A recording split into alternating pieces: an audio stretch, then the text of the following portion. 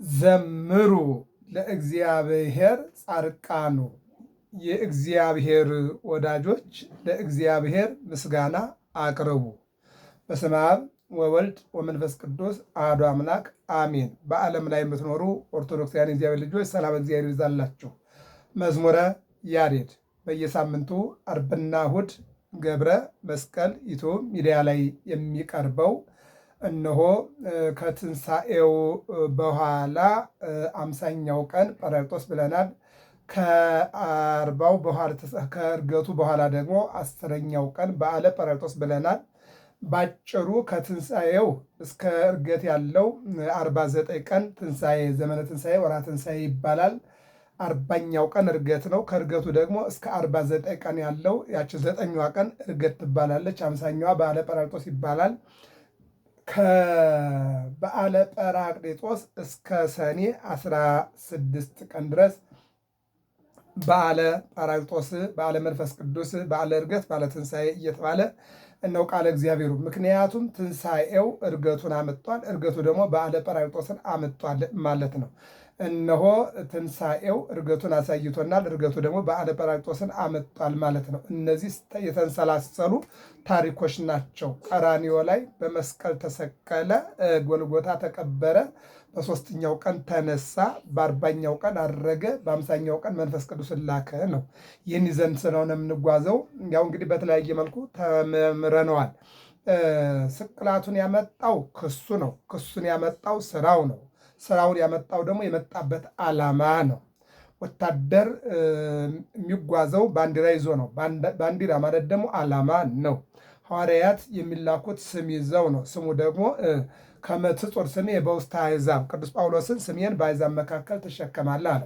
ይልቁንም ይሰግድ ኩሉ ብርክ በስሙ ለኢየሱስ ክርስቶስ፣ ጉልበት ሁሉ ለኢየሱስ ክርስቶስ ይሰግዳል፣ ይንበረከካል የሚለውን ይናገራል ማለት ነው። ስለዚህ የመጣበት ዓላማ የመጀመሪያው ማስተማር ነው። ተአምር መፍጠር ነው። ቃል ኪዳኑን መፈጸም ነው። እንግዲህ የመጣበት ዓላማ ሐሜትን፣ ክስን፣ ይልቁንም ደግሞ ስድብንና መከራን አመጦበታል። ምክንያቱም መስቀል ማለት ሶስት ነገርን ያመለክታል። አንደኛው ፍቅር ነው። ፍቅር ሳቦ ለወልድ ኃያል እመንበሩ፣ ፍቅር ስቦት ከድንግል ማርያም ተወልዷል ማለት ነው። አሁን የመጀመሪያው ፍቅር ስቦት ከድንግል ማርያም ስጋ ነስቶ እነሆ ሰው መሆኑ ትልቁ ፍቅር ነው ማለት ነው። ከዚያ ቀጥሎ ደግሞ በፍቅር የመጣው አምላክ ደግሞ በዚህ ዓለም ላይ እየተዘዋወረ አስተምሯል። ቸርነቱን፣ ምሕረቱን፣ ርኅራኄውን፣ ከሃሊነቱን ገልጧል። አዎ ያስተማረው ትምህርት፣ የፈጸመው ተአምራት፣ ርኅራኄው፣ ደግነቱ፣ ቻይነቱ ያመጣው ክስ ነው ያመጣው ክስ ነው የወለደው። ክሱ ደግሞ ምን አመጣ ከተባለ ደግሞ ስቅላትና መከራን ያመጣው ማለት ነው። የተከሰሰባቸው ነገሮች ሁልጊዜ የምንናገረው ነው። ሰንበትን ይሽራል ነው። አይነ ስውር ስላበራ፣ ጎባጣ ስለተረተረ፣ ምግብ ስላበላ፣ ዕውራንን ስላበራ፣ ለምጻምን ስላነጻ ሰንበትን ሻረ ነው። ከዚያ ቀጥሎ ኦሪትን ያቃልላል ነው። ከዚያ ቀጥሎ ግብር ይከለክላል ነው። ከዚያ ራሱን እግዚአብሔር ያደርጋል ነው። እነዚህ ናቸው እንግዲህ የክስ ቻርጅ ሆነው ተሰብስበው ጲላጦስ ዳኛ፣ ክርስቶስ ወንጀለኛ ሆኖ በካህናትና በሊቃነ ካህናት በሐናና በቀያፋ ተከሶ ቀራንዮ ላይ መስቀል ላይ ተንጠልጥሎ እነሆ በ5 ምስማር ተቸንክሮ በአንድ ጦር ተወግቶ ሆምጣጤ ጠጥቶ ጭንቅላቱ ላይ ወይም ራሱ ላይ አክሊል ተደፍቶለት የሾህ አክሊል ጎኑን በጦር ተወግቶ እነሆ ስጋው አልቆ ደሙ ፈሶ ሆምጣጤ ጠጥቶ ነፍሱን አሳልፎ ሰጥቶ በጎልጎታ ተቀብሮ በሦስተኛው ቀን በራሱ ኃይልና ስልጣን ተነሳ። የመጣበት ዓላማ ይሄ ስለሆነ ማለት ነው። የመጣበት ዓላማ መስቀል ላይ ተንጠልጥሎ ስጋውን ቆርሶ ደሙን አፍሶ ሲኦልን በርብሮ ነፍሳትን ወደ ገነት መመለስ ነው። ይቅር የሚለውን ይቅር ማለት ነው። የሚምረውን መማር ማለት ነው። የመጣበት ዓላማ አንዱ ስለ ብዙዎቹ ሙቶ አንዱ ሙቶ ሌሎቹ መዳን ይድኑ፣ ሁሉ መዳንን ይወርሱ ዘንድ ይላል። ሁሉ እንዲድኑ ነው ማለት ነው። አዎ ወገጹ ዘፍጹም በጽልመት ፈራ ወደንገጸ ዲያብሎስ ርእዮ። እነሆ መስቀል ላይ የተንጠለጠለውና የተሰቀለው አምላክ ስጋውን ቆርሶ ደሙን አፍሶ ዓለምን ሲያድን ዲያብሎስ ፈርቷል። አዎ ተሰቅለ ወሐመ አዎ በእንቲአነ ወሞተ ቤዛ ኩልነ። አዎ ታመመ፣ ተሰቃየ፣ ሞተ። አዎ ተሰቀለ፣ ተቸነከረ።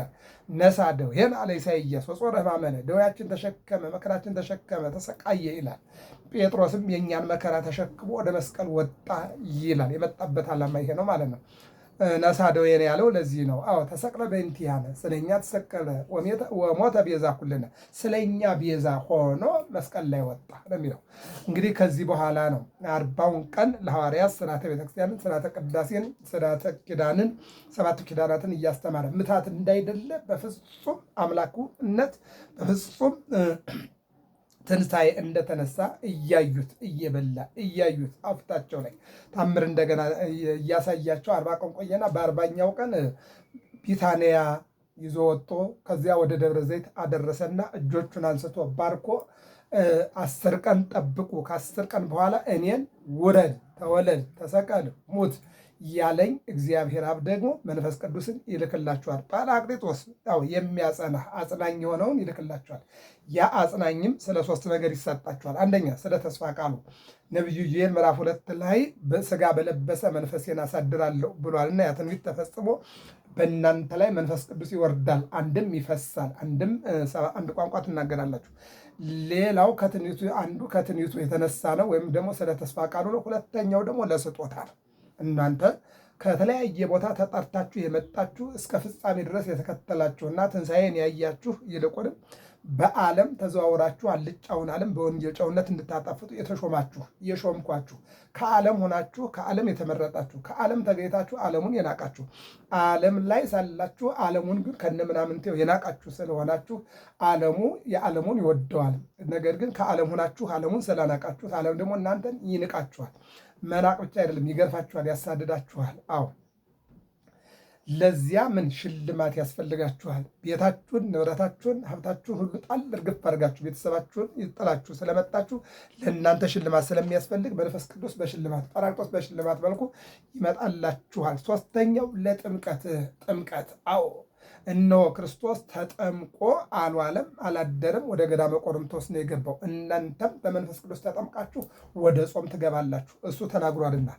እነሆ ሙሽራ እስካለ ድረስ ሚዜዎች አይጾሙም፣ ሙሽራው ሲሄዱ እነሱ ይጾማሉ ተብሏልና እኔ ካረኩኝ በኋላ መንፈስ ቅዱስን እልክላችኋለሁ፣ በመንፈስ ቅዱስ ትጠመቃላችሁ፣ ትጾማላችሁ። ከጾማችሁ በኋላ አጋንንት ይገዙላችኋል፣ ዕውራን፣ ለምጻምን፣ ድውያንን ትፈውሳላችሁ።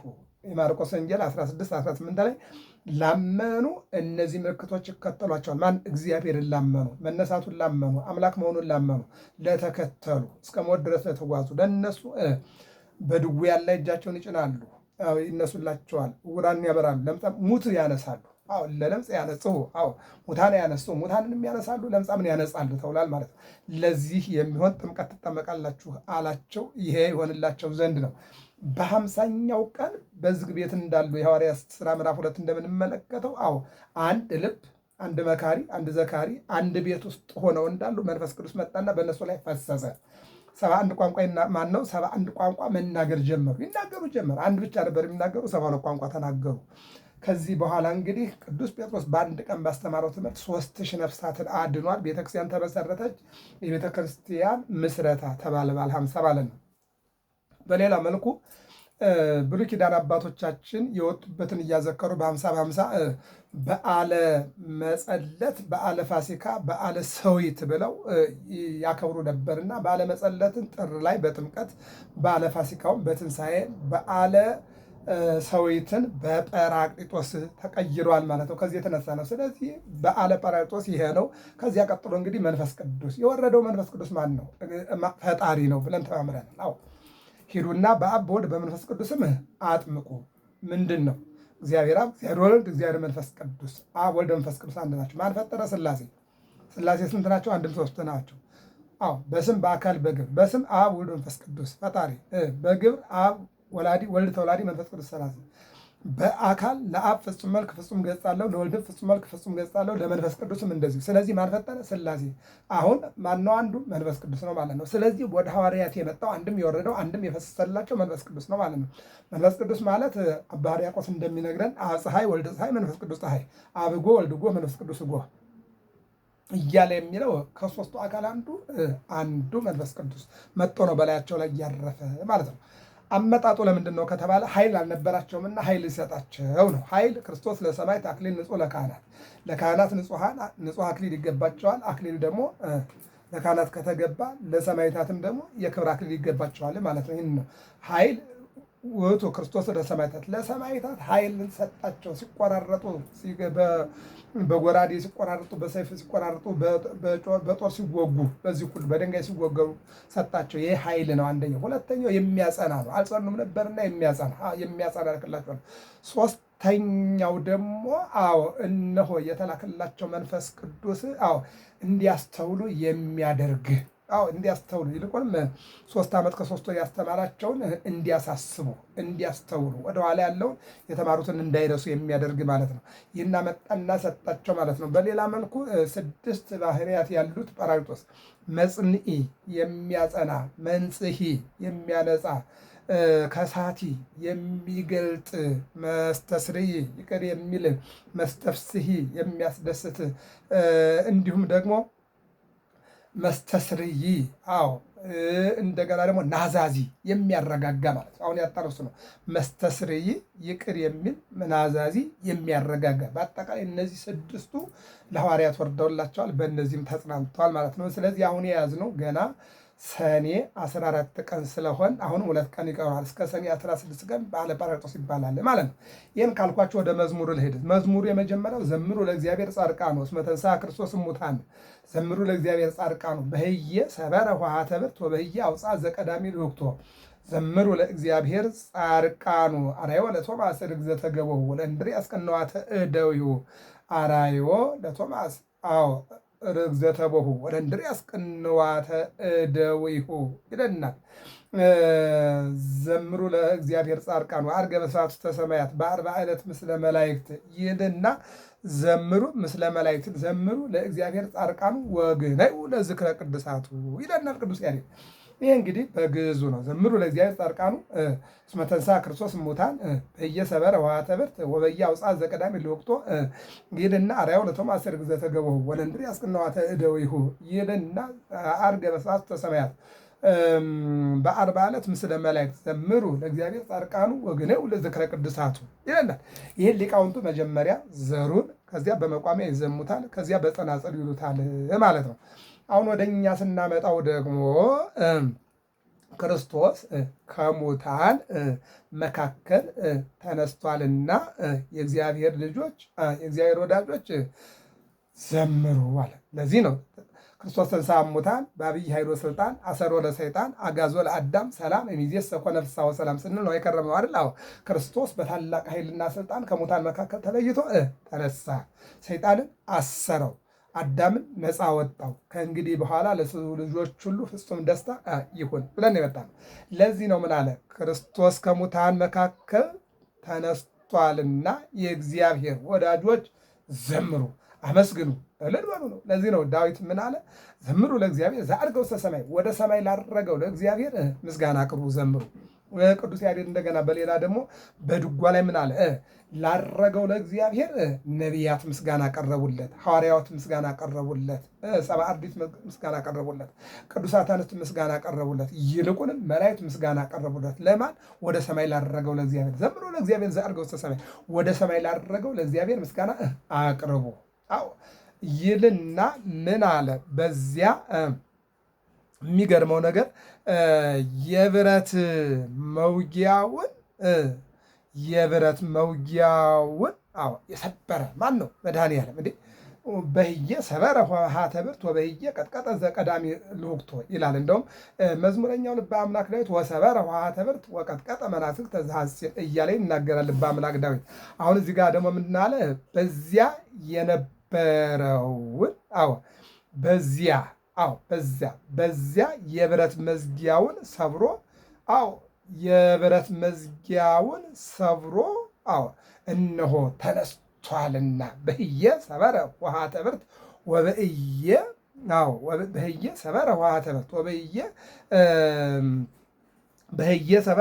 ወበእየ አውፅአ ዘቀዳሚ ልውክቶ ይላል። የፍጥረትን መጀመሪያ አወጣ ይላል። ምንድነው? በዚያ የብረት መዝጊያውን ሰብሮ የፍጥረትን መጀመሪያ አወጣ። ማንን? አዳምን። ምኑን ሰብሮ? ሲኦልም በርብሮ ነፍሳትን ከሲኦል ወደ ገነት መለሰ ነው ሲጠቀለል። ምንድን ነው ያለው?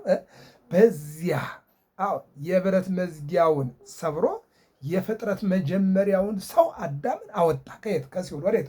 ወደ ገነት መለሰ ይልናል። ይቀጥላል። ለቶማስ የተወጋ ጎኑን፣ ለእንድሪያስ የእጆቹን ችንካር ምልክት አሳያቸው ይላል። ምን?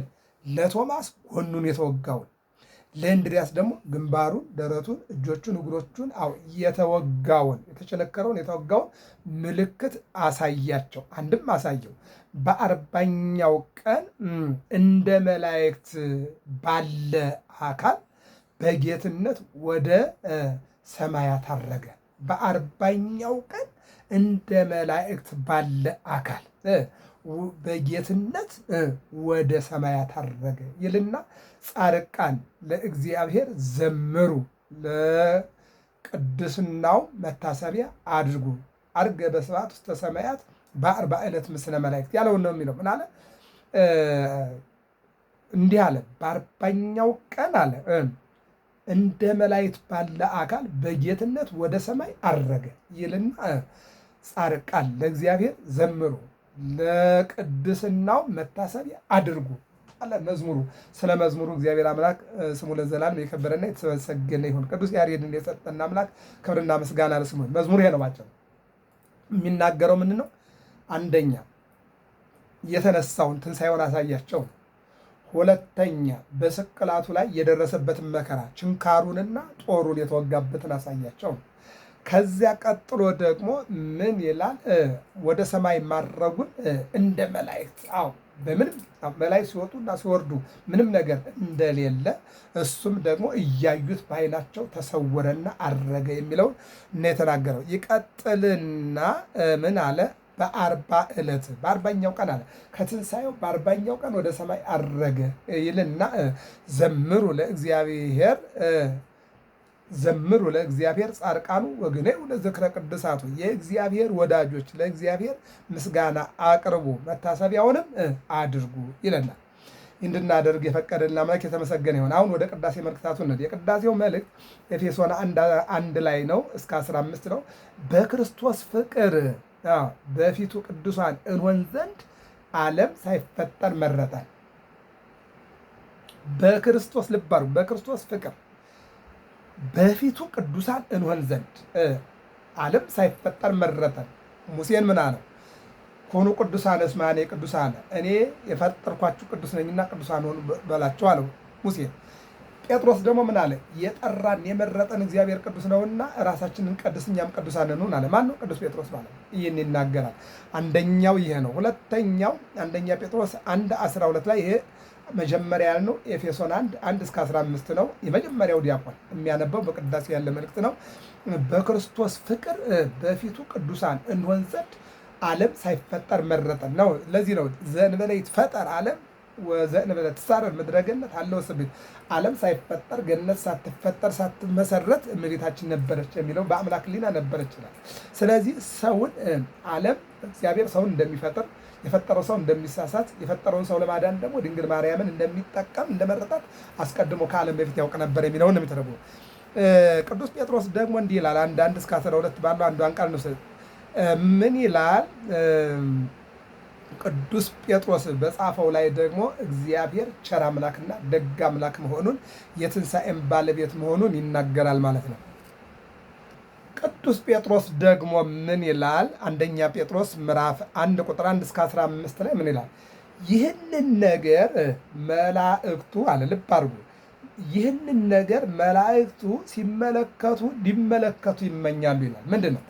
ለሐዋርያት የወረደው መንፈስ ቅዱስ ሲወርድላቸው 72 ቋንቋ መናገራቸው፣ ይልቁንም ደግሞ መንፈስ ቅዱስ ሲወርድላቸው መጠመቃቸው፣ ይልቁንም መንፈስ ቅዱስ ሲወርድላቸው መጽንዒ መንጽሒ ከሳቲ፣ ይልቁንም ደግሞ መስተፍስሒ፣ ናዛዚ፣ ይህንን ሁሉ የያዘ መንፈስ ቅዱስ መጥቶ ለሰዎች የተደረገውን አድራጎት መላእክት ሲያዩ ይህን ነገር ማወቅ ይፈልጋሉ ይላል። ይቀጥልና እንደውም አለ ሰውን ወዶ ፈቅዶ ለሰው ልጅ ሲል በመስቀል ላይ ተንጠልጥሎ ስጋውን ቆርሶ ደሙን አፍሶ ዓለሙን ስላዳነ ስለ ሰው ልጆች የተደረገውን ነገር መላእክት ምን ሊሉ ይፈልጋሉ አለ። ይህንን ነገር መላእክቱ ሊመለከቱ ይመኛሉ። ምኑን? እግዚአብሔር ለሰው ያደረገውን፣ እግዚአብሔር ለሰው ሲል ያደረገውን መላእክቱ ማየት ይፈልጋሉ አለ። ይህን ነው የሚናገረው ቅዱስ ጴጥሮስ የነገረን ይህንን ነው። መላእክቱ ይህንን ነገር ምን ያደርጉ? እነሆ ማየት ይፈልጋሉ አለ።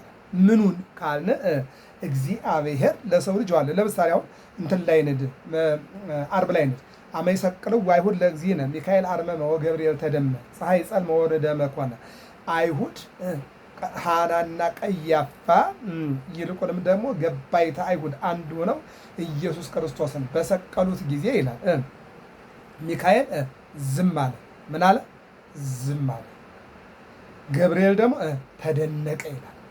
አሁን ይህንን ነው እንግዲህ መላእክቱ ይህንን ነገር ሊያዩ ሊመረምሩ ይፈልጋሉ ይለናል። እንደገና ደግሞ ምን አለ? ለቸነከሩትና ለገረፉት ለሰው ልጆች ማለት ነው። ለሰው ልጆች እንደገና የወረደው ለሐዋርያት ነው። ለሐዋርያት የወረደው ደግሞ ለሰው ልጆች የወረደ መንፈስ ቅዱስ ስለሆነ ምን ይላል?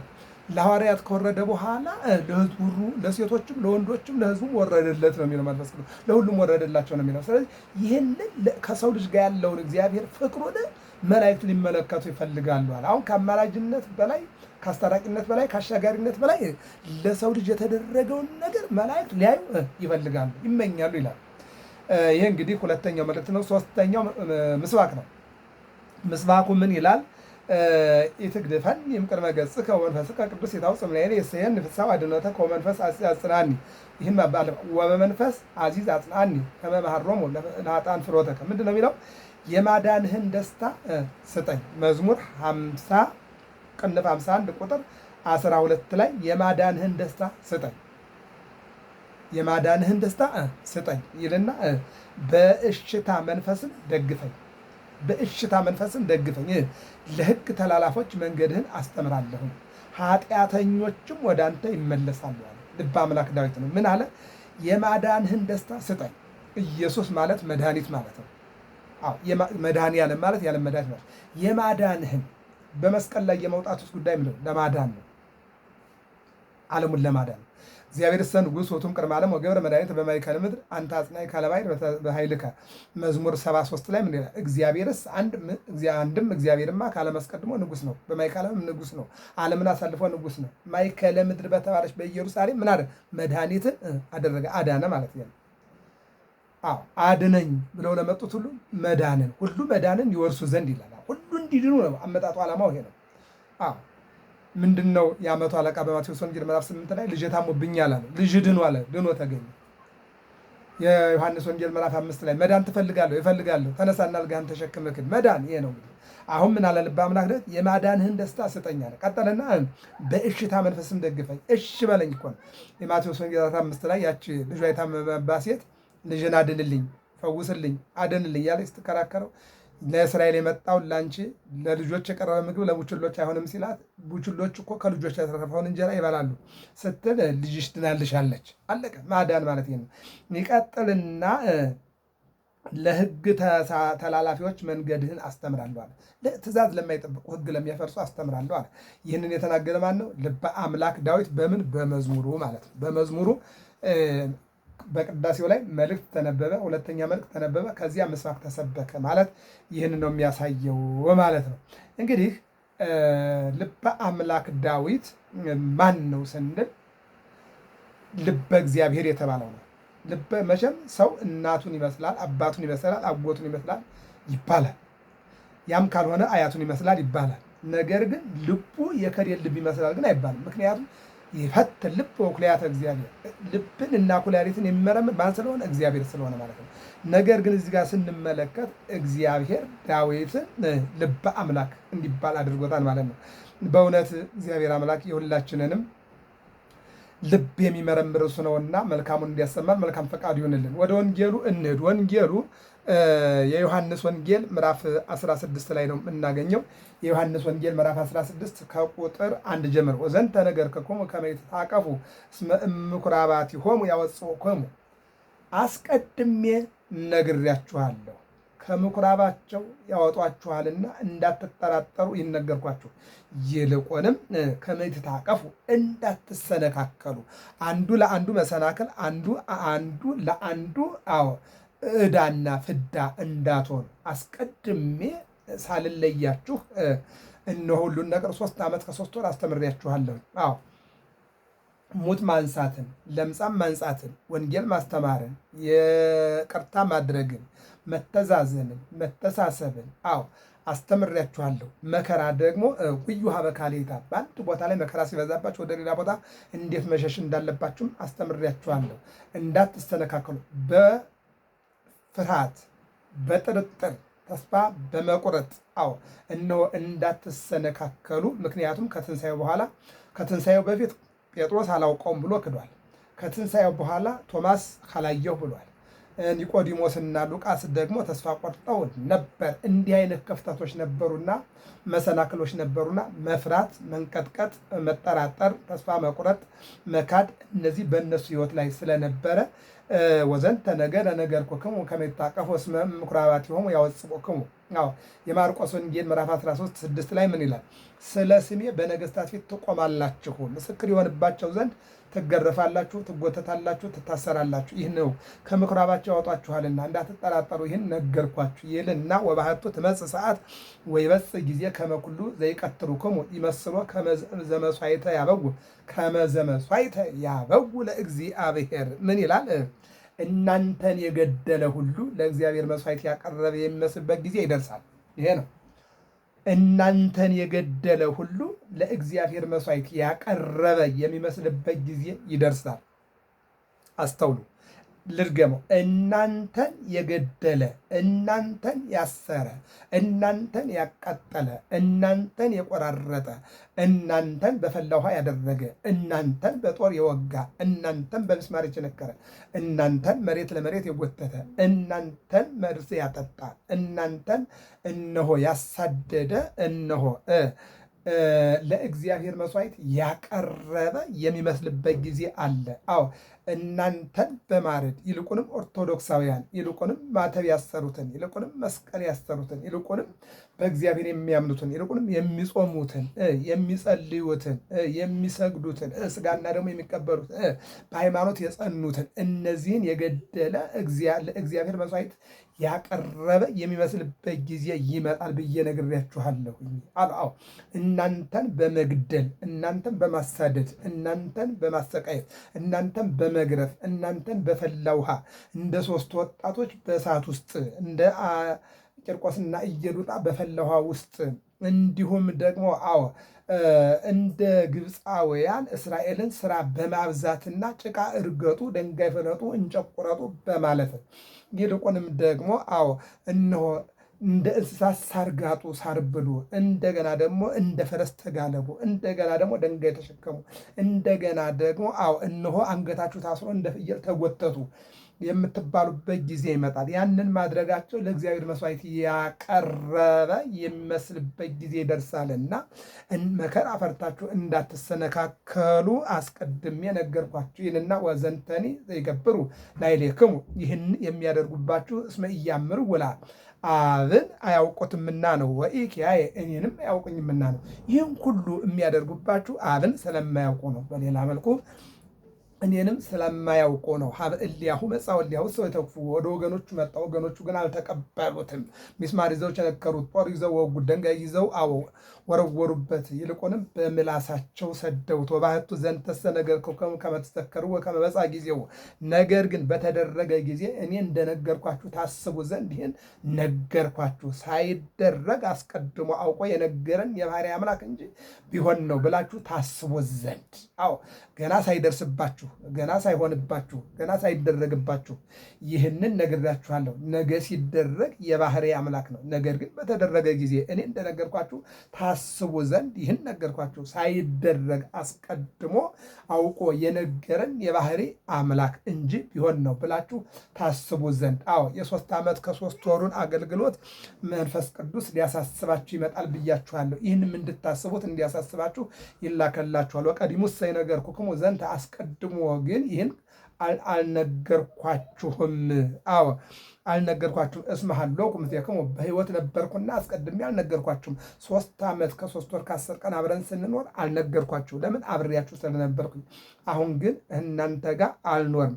ዘይሄሉ ዘንፈ ምስሌክሙ ጰራቅሊጦስ አብየኑ ለክሙ ጰራቅሊጦስን እልክላችኋለሁ። ጰራቅሊጦስ ሁልጊዜ ከእናንተ ጋር ለዘወትር የሚኖር ነው። እኔ ግን ከእናንተ ጋር አልኖርም እና አስቀድማችሁ የምትጠበቁበትን እነግራችኋለሁ ይላል። እስመ ሀሎኩ ምስሌክሙ እስካሁን ያልነገርኳችሁ ከእናንተ መካከል አብሬ ስለነበርኩኝ ነው። ባደርኩበት እያደራችሁ በዋልኩበት እየዋላችሁ የእጄን ታምራት የቃሌን ትምህርት እየሰማችሁ ነበርና ነው። ወይዜሰ ባህቱ ሐውር ሀበ አብ ዘፈነወኒ ነገር ግን ወደ ላከኝ ወደ አብ እሄዳለሁ። የአሐዱሂ እምኔክሙ ኢትብሉኒ አይቴኑ ተሐውር ከእናንተ አንዳችሁስ እንኳ ወዴት ትሄዳለህ አትሉኝም፣ አብራችሁኝ አትሞቱም። ቀራንዮ ላይ ወጥቶ ከኔ ጋር የተሰቀለ የለም። ቀራንዮ ላይ ወጥቶ አንዱን ጅራፍ የወሰደ የለም። ቀራንዮ ላይ ወጥቶ ከ5ቱ ሚስማር አንዱን የወሰደ የለም። ቀራንዮ ላይ ወጥቶ ጦር የወሰደ ጥፊ የወሰደ እኔ በጥፊ ስመታ፣ ጭንቅላቴን በበትር ስመታ፣ ራሴ ላይ አክሊል ሲያቀዳጁኝ፣ ጎኔን በጦር ሲወጉኝ፣ ግንባሬን፣ ደረቴን፣ እጆችን፣ እግሮችን ሲቸነክሩኝ ያንን ያቀለለና አቅተው ያለ ክፍል የለም። ስለዚህ ለምን ትሄዳለህ ወዴት ነው ልትሉኝ የምትችሉ አይደላችሁም አለና ነገራችሁ። ወባህቱ እስመ ዘንተ ነገርኩክሙ ሐዘን መላ ውስተ ልብክሙ ምን አለ? ምን ይላል? ስለነገርኳችሁ በልባችሁ ሐዘን ሰፍሮባችኋል አለ። አዎ ከእናንተ ልለያችሁ ነው ልሄድ ነው ስላችሁ ሐዘን በልባችሁ ሰፈነ። ለምን? በልባችሁ የመላው ሐዘን በፊታችሁ ታይቷል። እምከመ ሐዘን ልብ ይደምም ገጽ ልብ ካዘነ በፊት ይገለጣል፣ ልብ ከተደሰተም ፊት ይደሰታልና ልሄድ ነው ስላችሁ እንዳትሰናከሉ ስላችሁ እነሆ ከእናንተ ጋር አልኖርም ስላችሁ ልባችሁ አዝኗል። ነገር ግን ግድ ነው፣ የመጣሁበት ጊዜ አልቋል፣ ተከናውኗል። አሁን እኔን የላከኝ አብ እንድመለስ እንደገና ደግሞ በእኔ ቦታ ደግሞ መንፈስ ቅዱስ እንደገና መጥቶ እናንተን እንደሚያጽናና በእናንተ ላይ ሆኖ ስራውን እንደሚሰራ ይልቁንም የማይሰፈር የማይቆጠር ስጦታ እንደሚመጣላችሁ ነው የምነግራችሁ አለና ዋንሰ አማን ህልወ እብለክሙ እኔስ ቀዋሚ ነገር ነገርኳችሁ፣ እኔስ ጸንቶና አብሮ ከእናንተ ጋር የሚኖረው ነገርኳችሁ። ይሄ ይሰክሙ እሁር አነ ሀበ አብ ወደ አብ እኔ ብሄድ ይሻላችኋል፣ እኔ ወደ አብ ብሄድ ይሻላችኋል። እኔ እሄዳለሁ እመጣለሁ፣ እናንተ ደግሞ ወደ እኔ ትመጣላችሁ አለ። አሁን የዮሐንስ ወንጌል ምዕራፍ 14 ላይ ምን ይላል? ቶማስ መንገዱን አናቅ፣ በየት እንመጣለን? ወደ አብ መሄጃው በየት ነው መንገዱ አለና ጠየቀ። ሕይወትም መንገድም ትንሣኤም እኔ ነኝ አለና ነገረው። እንደገና ፊልጶስ ደግሞ ምን አለ? አብን አሳየንና ይብቃናል። አንተ ፊልጶስ 3 ዓመት ከ3 ወር ከኔ ጋር ስትኖር አታውቀኝም? አውቃለሁ፣ እኔና አብ አንድ ነን። እኔ በአብ አብ በእኔ እንዳለ እወቁ። ይህን ነው ወደ አብ እኔ ብሄድ ይሻላችኋል። እስመ እመ ኢሖርኩ አነ ኢይመጽእ ጰራቅሊጦስ ኀቤክሙ እኔ ካልሄድኩ መንፈስ ቅዱስ አይሰጣችሁምና፣ እኔ ካልሄድኩ መንፈስ ቅዱስ አይሰጣችሁምና፣ እኔ ካልሄድኩ መንፈስ ቅዱስ አይመጣምና አንድም አይሰጣችሁምና። ወእመሰ ሖርኩ አነ ኀበ አብ እፌንዎ ወይም እፌኑ ለክሙ እፌንዎ ለክሙ ይላል። እኔ ወደ አብ የሄድኩ እንደሆነ ግን እልክላችኋለሁ። ወመጺኦ ውእቱ ይዛለፎ ለዓለም በእንተ ኃጢአት በመጣ ጊዜ ዓለምን አንድም በኃጢአት ምክንያት ሰውን ይዘልፈዋል፣ ዓለምን ይዘልፈዋል። ዓለም ማለት ሰው ማለት ነው። ምክንያቱም ሰው የሚኖረው በዓለም ስለሆነ መንፈስ ቅዱስ በመጣ ጊዜ ዓለምን ይዘልፈዋል፣ አንድም ሰውን ይዘልፈዋል። ከምን? በኃጢአት ምክንያት። በኃጢአት ምክንያት ኃጢአት አትስሩ ተብሎ ሰው ኃጢአት እየሰራ ነውና ኃጢአት የሚሰራው በዓለም ስለሆነ ዓለሙን ይዘልፈዋል። በሌላ መልኩ ሰውን ይዘልፈዋል ማለት ይገስጸዋል፣ ይመክረዋል ይላል። ይቀጥልና በእንተ ጽድቅ በጽድቅ ምክንያት ጽድቅ ምንድነው? እውነት። በእውነት ምክንያት እውነት ጠፍቶ ሐሰት ሰፍሯልና ሰው ውሸት እንጂ እውነት የለውምና በጽድቅ ምክንያት ይዘልፈዋል፣ አንድም ይገስጸዋል። ወበእንተ ኩነኔ በኩነኔም ምክንያት ማለት ይዘልፈዋል። 3 አርዕስት ተናገረ፣ ለሶስቱም ያመጣዋል። ምንድን ነው የሚለው? ይዘልፈዋል። በኃጢአቱ ምክንያት በመተላለፉ ምክንያት ይልና በእንተ ኃጢአትሰ በኃጢአት ምክንያት ይዘልፈዋል። በፍርድም ምክንያት ፍርድ ጎሏልና ድሃ ተበድሏልና ሰው ተገፍቷልና ሰው ተቃጥሏልና ሰው ታርዷልና ሰው ተገሏልና እነሆ ሕዝብ በሕዝብ ላይ ይልቁንም ሰው በሰው ላይ መከራና ፍዳን አብዝቷልና ከዚህ የተነሳ ፍርድ ጎደለ። አዎ ድሃ ተበደለ የሚል ጠፍቷልና ከዚህ የተነሳ በዓለም አንድም በሰው ሊፈርድ በሌላ መልኩ ሊገስጽና ሊናገር ይመጣል አለ። ወበእንተ ጽድቅ በጽድቅ ምክንያት ይዘልፈዋል ያልኩት እስመ አነ ሐውር ሀበ አብ ወደ አብ እሄዳለሁና ወኢትሬኡኒ እንከ ከእንግዲህ ወዲህ አታዩኝምና። ስለዚህ አብጠለ ሞተ በውስተ ሲኦል ወነሰተ በውስተ መቃብር። አዎ አብጠለ ሞተ በውስተ ሲኦል ወነሰተ ሙስና በውስተ መቃብር። አዎ የሚገርመው ነገር በዚህ ባያምኑ ሙት አንስተው ያሳዩቸዋል፣ በዚህ ባያምኑ ይፈርድባቸዋልና። ወበእንተሰ ኩነኔ እስመ ይትኮነን መልአኩ ለዝንቱ ዓለም በኩነኔ ምክንያት ይዛለፈዋል ያልኩት የዚህ ዓለም አበጋዝ የዚህ ዓለም ገዥ ዲያብሎስ ድል ይነሳልና። ስለዚህ እነሆ ወሰአረ መርገመ በዲበ ዕፀ መስቀል ብለው ይነግሯቸዋል። በዚህ ባያምኑ ጋኔን አውጥተው ያሳዩቸዋልና በዚያ ባያምኑ ግን ይህ ሁሉ እየሆነ ምን ይሆናል? ዕዳ ይሆንባቸዋልና ይልና በእንተ ኃጢአት አስታፈረ ኃጢአተ በዲበ ምድር ወአብጠለ ሞተ በውስተ ሲኦል። አዎ ይህን ብለው ሲያስተምሯቸዋል ይነግሯቸዋል። በዚህ ባያምኑ ድውይ መፈወስ ሙት አንስተው ያሳዩቸዋል፣ በዚህ ባያምኑ ይፈርድባቸዋልና። ማለት ለሚያምኑ እነዚህ ሁሉ ይሆናሉ። ምንድን ነበረ? ለሚያምኑ ክርስቶስን ከሰማየ ሰማያት ወረደ፣ ከድንግል ማርያም ተወለደ፣ በቀራንዮ ተሰቀለ፣ በጎልጎታ ተቀበረ፣ በሦስተኛው ቀን ተነሳ፣ በ40ኛው ቀን አረገ ብለው ለሚያምኑ አዎ ለእነዚህ አዎ አጋንንት ይገዙላቸዋል። ዕውራን ዓይናቸው ይበራል፣ ለምጻም ይነጻሉ፣ ሙታን ይነሳል። ይህ ይደረጋል ማለት ነው። ወበንተ ጽድቅ ሰም ቅድመ ይትወለድ አብርሃም ሀሎኩ አነ ብሏል ይነግራል። በዚህ ባያምኑ ከራሳቸው አንቅተው ቀዳሚሁ ቃል ብለው ይነግሯቸዋል። በዚህ ባያምኑ ዕዳ ይሆንባቸዋልና። በእንተ ኩነኔ አዎ ያንኑ የሚደግመው ወበየ ብዙሃ ነገር ዘእነግረክሙ አዎ የምነግራችሁ ብዙ ነገር ነበረኝ። ወባቱ ይትክሉ ጸዊሮቶ ይእዝየ እነሆ ነገር ግን ዛሬ ማወቅ አይቻላችሁም፣ ልትሸከሙት አትችሉ። ብዙ ነገር የምነግራችሁ ነገር ነበረ፣ ነገር ግን አትችሉም መሸከም።